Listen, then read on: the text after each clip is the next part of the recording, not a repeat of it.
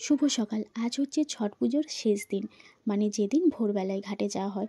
গতকাল বিকেলে আমার বিকেলে ঘাটে যাওয়া হয়নি, তাই ভেবেছিলাম বিকেলে না যাওয়া হোক, সকালে অবশ্যই যাব।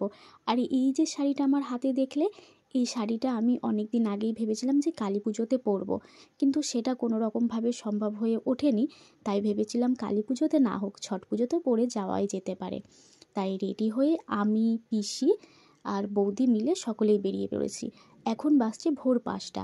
ভেবেছিলাম আরও অনেক আগে যাব, ভোর 3:30 4টের দিকে, কিন্তু তোমরা সকলেই জানো যে কালী পুজো পার হওয়ার পরে এই ছট পুজোটা যখনই শুরু হয়, হালকা হালকা শীতের আভাস শুরু হয়ে যায়।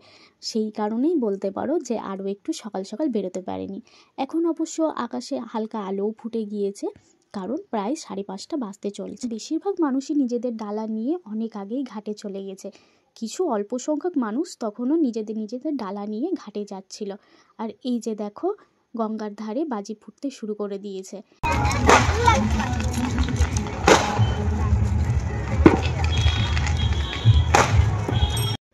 যাদের বাড়িতে ছট পুজো হয়, তাদের বাড়িগুলো এত সুন্দর লাইটিং করে সাজানো হয়, বা তারা সাজায়, যে দেখেই যেন চোখ ধাঁধিয়ে ওঠে। আর এই যে সামনে দেখতে পাচ্ছ, ফাইনালি আমরা ঘাটে এসে পৌঁছে গিয়েছি।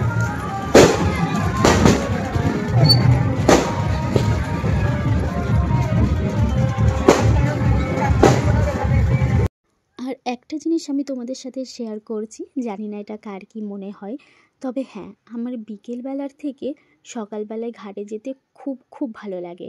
কারণ সকালবেলায় গঙ্গার ঘাটে সূর্য ওঠার দৃশ্যটা কী যে অসাধারণ লাগে, আর কী যে দারুণ লাগে, সেটা তোমাদের বলে বোঝাতে পারবো না। কারণ সম্পূর্ণ এটা আমার একান্তই নিজস্ব অনুভূতি বলতে পারো। আর তোমরাও অবশ্যই কমেন্ট করো যে তোমাদেরও কার কার এই ছট পুজোতে ভোরবেলায় ঘাটে যেতে ভালো লাগে। এখানে সমস্ত ঘাটেই প্রায় আমাদের পুজো দেখা কমপ্লিট হয়ে গিয়েছে, শুধু এখন বাকি রয়েছে সদরঘাট। কারণ প্রত্যেকটা ঘাটে ঘাটে পুজো হচ্ছে, শুধু সদরঘাটটাই বাকি আছে। তো এসে পৌঁছে গিয়েছি সদরঘাট। তোমরা দেখতে পাচ্ছ কি পরিমাণ ভিড় হয়েছে। আর এইদিকে আকাশও পরিষ্কার হয়ে গিয়েছে, শুধুমাত্র সূর্য ওঠার অপেক্ষায়। প্রত্যেকটা মানুষ এই দিকে অপেক্ষায় রয়েছে কখন সূর্যদেব নিজের অস্তিত্ব জানান দেবে।